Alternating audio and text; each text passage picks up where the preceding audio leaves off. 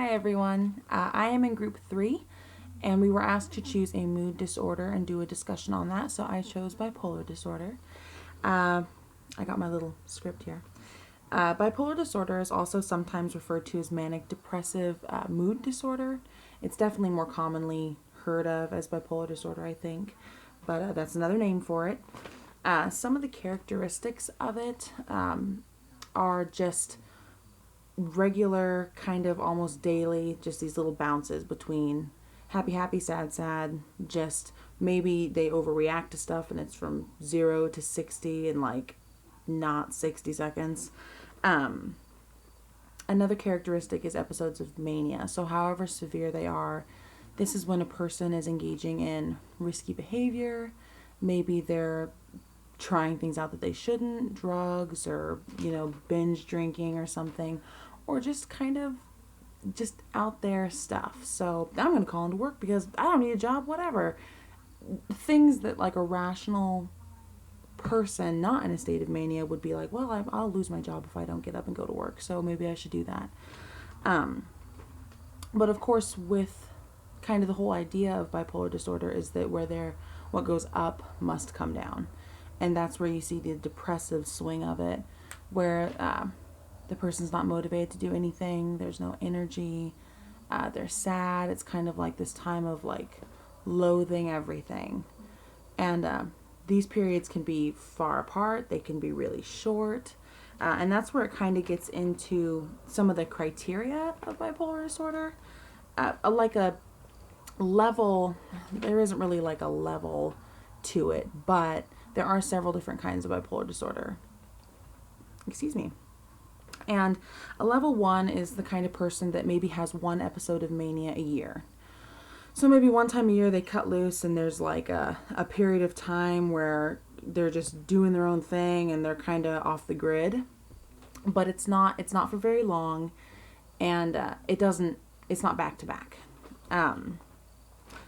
Like a level 2 is someone who has mood swings. They're kind of up and down, but their peaks of mania are not as extreme. They're still pretty serious, like grandiose planning and starting several different things and not finishing any of them. Just this whole like, I'm gonna build a house and maybe I'll bake a car and I'll also bake a cake. I don't know, but they're not following through with any of that stuff. So that's when they're maybe starting these things, but it's not maybe infringing upon their health or their daily life, I should say, as much.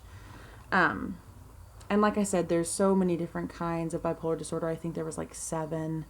But these 3 are kind of the more, I don't want to say common, but more heard of. So there's level 1, level 2, and then the third I chose was the rapid cycling. And that is someone who has 4+ episodes of mania a year. So these people are flying off the handle. Everything's up in the air. It's kind of a gamble. And then, like I said before, the downswing comes, the come down comes. And these people have these periods of depression, and then it's back up again, and then it's down again. It is proven that the kind of mean time that most manic episodes last is between like 2 and 3 months. So these people will have this kind of wild behavior, irrational behavior, and different things are only lasting like 2 to 3 months. But then the depressive downswing of that is lasting longer. So on average, those last about 6 months to a year. Let's see. There really isn't a known cause for bipolar disorder. It's been discussed that there might be a genetic link just because they see a common kind of trend in families. If someone has bipolar disorder, maybe somebody else also, like within close relation to that person, develops it too. There has been argument that maybe it's a learned disorder, like it's something that can be mimicked just by inability to cope with things.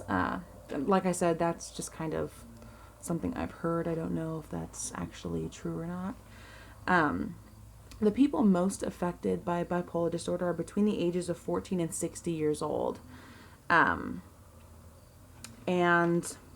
about 10 to 20% of the population of the United States actually has some form of bipolar disorder or another.